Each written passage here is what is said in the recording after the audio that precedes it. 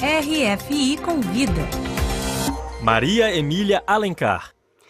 RFI convida hoje Ciro Gomes, ex-ministro, ex-governador, ex-prefeito. Ele concorreu 2 vezes à eleição presidencial no Brasil e hoje é apontado como pré-candidato pelo PDT à eleição de 2018. Ciro Gomes está aqui em Paris, está fazendo um giro pela Europa e em Paris ele participa de um debate com pesquisadores brasileiros e franceses na Universidade Sorbonne Nouvelle. Olá, Ciro Gomes. Obrigada pela sua presença aqui nos estúdios da RFI. É um privilégio, Emília, encontrá-los aqui, a vocês brasileiros que fazem a partir da RFI uma menção ao mundo sobre o nosso país e nosso contexto. Pois é, o nosso contexto, para utilizar essa palavra, a divulgação bombástica, da lista de inquéritos do STF a partir das delações da Odebrecht foi uma verdadeira bomba para o país e uma guinada na crise política do Brasil. Mas o senhor e o PDT ficaram de fora, dessa lista. Isso o favorece para a corrida presidencial de 2018? Para mim, nada mais é do que a minha obrigação, e é uma opção de vida. São 37 anos com oportunidades importantes de governar o país como ministro da Fazenda sob a liderança de Itamar, servir ao país como governador em um estado, que é o Ceará, prefeito da 5ª cidade, ou seja, tendo oportunidades, me comportar, isso para mim nada mais é do que a minha obrigação. E nesse momento eu não consigo comemorar nada, porque vejo com muita tristeza, especialmente porque vejo 2 potenciais perigos. O perigo atentatório à democracia, à confiança do povo no sistema democrático, que é o perigo da generalização. A ideia de que somos todos iguais, de que na política não há espaço para decência, que não há espaço para espírito público. Isso é um sentimento que está perigosamente se alastrando no país. E o outro consequência do primeiro, é a impunidade.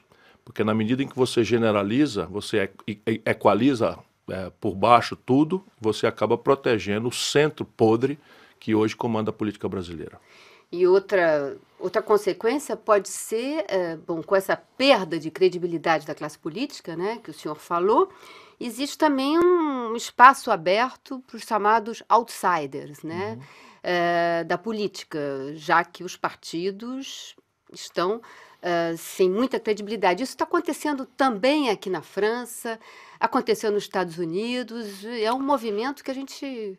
Isso é um fenômeno absolutamente compreensível para mim, que tenho essa vivência, na medida em que o neoliberalismo, que virou um esmagador consenso na sua insustentabilidade, e agora a consequência prática dele foi a produção de instabilidade, a crise de 2008 que se propaga até hoje, a demonstração flagrante e final disso, e inequidade, desigualdades abissais. Se você coloca a pitada de violência derivada das intervenções brutais por petróleo por aí afora, o mundo tem hoje 65 milhões de refugiados. Isso é a maior quantidade de seres humanos expulsos das suas comunidades e vivendo em condição absolutamente indigna. E isso está pedindo, tudo é um problema grave, do ponto de vista econômico, social e da questão da própria paz e da estabilidade global. O mundo olha para a política. E ao olhar para a política encontra um conservadorismo, uma não resposta para essas coisas. E isso, como não há vácuo, predispõe as pessoas a procurar. Mas elas estão procurando na política. Eu não tenho medo nesse momento do fenômeno. Pelo contrário, eu acumulei agora alguns convites, porque nunca houve tanta audiência para uma pessoa como eu, que não simplifica o discurso, que vive até arrostando incompreensões, porque quero ver as coisas com a sua complexidade. Por outro lado, essa situação de vácuo político, de falta de credibilidade, também dá margem a outsiders mais conservadores, Enfim... Também não temo, como democrata visceral de raiz e conhecendo o Brasil, nossa tropicalização das tensões mundiais, étnicas, religiosas, etc., etc., eu acho que o Brasil engole esse monstro e cospe o caroço sem maiores dificuldades. Eu vi que o senhor escreveu em 2002 um livro cujo título é Um Desafio chamado Brasil. Um título que nunca esteve tão na ordem do dia, Qual é o maior desafio hoje para o Brasil? É retomar sua própria compreensão de projeto nacional. Na medida em que nós, hoje em dia, somos produto de um colapso de um velho modelo, que ao produzir uma coisa exuberante, que foi a 15ª economia industrial do mundo, partindo do nada, né, de uma agricultura de monocultura do café e da cana-de-açúcar, assentado na escravidão eterna e depois no latifúndio e no conservadorismo político, nós nos industrializamos forçadamente por um modelo que se exauriu ali pelo ano 80, vamos praticar aqui uma data. A partir daí, as emergências têm nos exaurido todas as energias políticas e agora não há mais ciclos emergenciais possíveis de serem tratados com paliativos. É preciso agora refundar a Estratégia Nacional de Desenvolvimento Brasileira em cima de concretudes muito práticas e contundentes. O país hoje, por exemplo, retornou a proporção da sua indústria em relação à economia ao que éramos em 1910.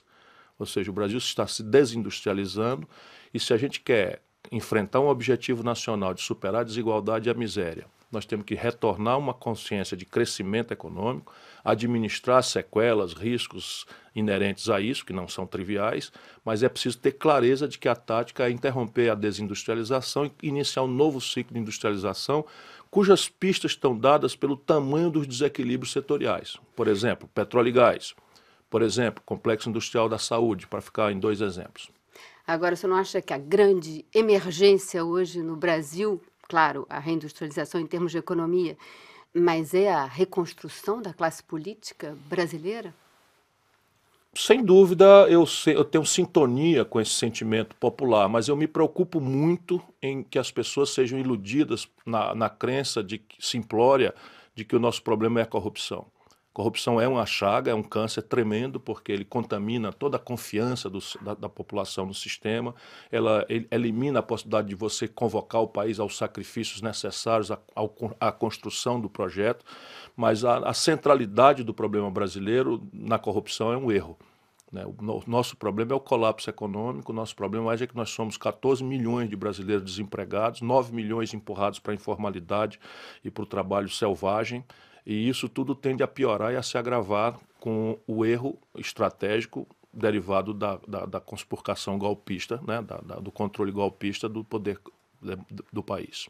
Agora, essa classe política, se ela for arrasada, né, enfim, a gente viu a experiência na Itália com a Operação Mãos Limpas, abriu uma margem para a chegada do Berlusconi, enfim, isso não é um grande perigo? Eu falo assim... Por isso eu faço essas ponderações, quer dizer, a gente não pode aceitar que a grande questão do país seja esse moralismo, que a gente inclusive está vendo, que muitas vezes é centralmente agitado pelos safados, pelos corruptos. Você imagina, olha a contradição, né, de um candidato como o Aécio, que termina as eleições, não respeita a vitória eleitoral do adversário e passa a denunciar o adversário, inclusive nos tribunais, por corrupção, malversação de dinheiro, indicando, inclusive, as parcerias e, no fim, é pilhado ele próprio fazendo aquilo que denuncia. Então, isso, evidentemente, nós temos que pôr um fim. Mas, assim, visceral democrata como eu sou, eu ainda não estou com medo, né? Ainda não estou com medo, embora eu perceba, né, o potencial destrutivo que é. Mas acho que hoje o pulso renovador é muito mais relevante positivamente do que o risco de uma renovação desastrada, penso eu. Fala-se que, bom, a imprensa, né, está ventilando a hipótese de um pacto entre os partidos brasileiros, né, PMDB, PT, PSDB, para impedir, para garantir uma sobrevivência desses partidos e impedir o fim deles. Né? Isso replica a pior tradição elitista, exato, e plutocrata brasileira. Foi assim no enfrentamento. Foi assim no enfrentamento da escravidão, foi assim no enfrentamento enfim, de todas as grandes questões. A própria Inconfidência Mineira é pioneira e contemporânea de 1789 na França, 1780 nos Estados Unidos, enfim, e nós adiamos, né, a independência e a república em função dessas transações da elite. Acho, entretanto, que desta feita não é muito razoável que aconteça. É evidente que está acontecendo a tentativa, já não é uma coisa planejada, já está em ocorrência. Uma das razões do golpe, de 3 mais graves, né, é de fato pôr um fim à Lava Jato e à decomposição, né, da estrutura dirigente plutocrata e corrupta e em tudo por tudo igual, salvo exceções, do PSDB e do PT. Só que tem muitas outras forças hoje com certa representatividade fora e absolutamente infensas a qualquer tipo de transação ou acordo nessa direção. Eu, por exemplo.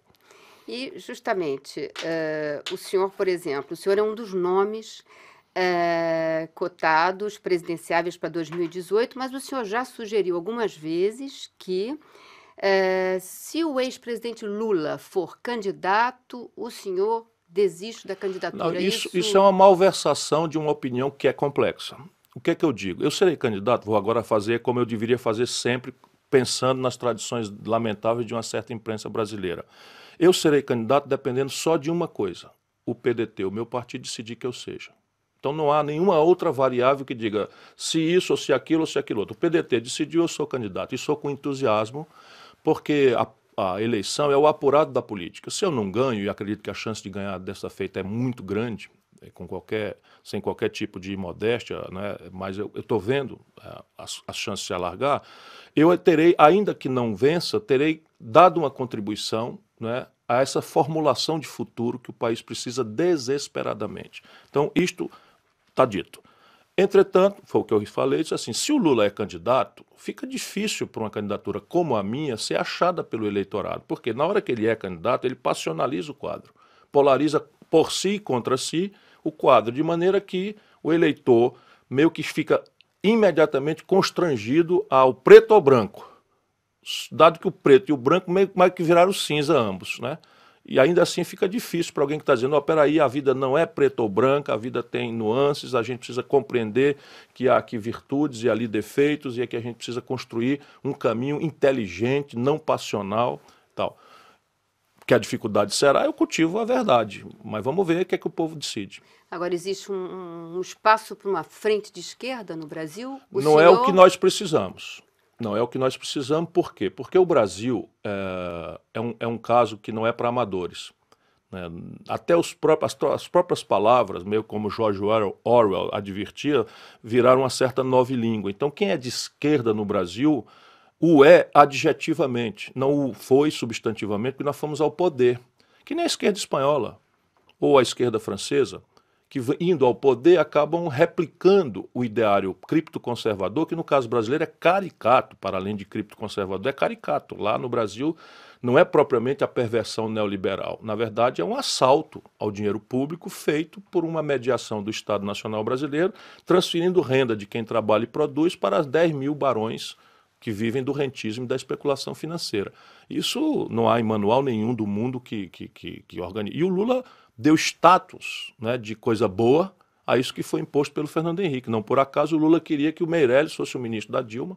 Aí há um golpe de Estado no país, pelo menos na minha convicção, e o golpista, empolgando o poder, bota o Meirelles que o Lula queria para ser ministro da Dilma. Tem uma coisa definitivamente errada, né, nessa equação.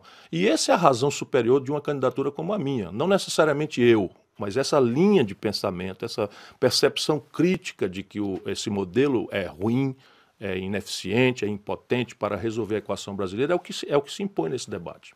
Ok, então vamos imaginar que, por enquanto, não podemos falar numa frente de esquerda. Não, até podemos. Agora, qual é o método dessa frente de esquerda? Nós vamos sentar para fazer o quê? Para, na política, dizer, é preciso montar um presidencialismo de coalizão em que a concessão à fisiologia, ao clientelismo, à roubalheira, é uma inerência realista das contradições do Brasil. Eu discordo, já saí pela primeira razão. A segunda, e a mais grave, é a economia. Então nós precisamos aceitar que o Brasil transfere renda, metade do seu orçamento, metade do orçamento nacional brasileiro, são entregues todos os anos, de forma volumosa e crescente, ao rentismo, à especulação financeira, e a outra metade está comprometida com a Previdência, em que metade é para meia dúzia de barões do serviço público, barões do magistratura, barões do judiciário, barões do Ministério Público, barões das Forças Armadas, etc. E a gente faz 1/3 de todo o dinheiro para resolver o problema de 70 milhões de pobres, de uma precariedade desagradável na infraestrutura do país, de uma desigualdade social que se agudiza novamente no país. Estou fora de novo. Então, que frente de esquerda é essa? O que o Brasil precisa é uma grande aliança entre quem trabalha e produz. Muito obrigada, Ciro Gomes, que participou do RFI Convida de hoje.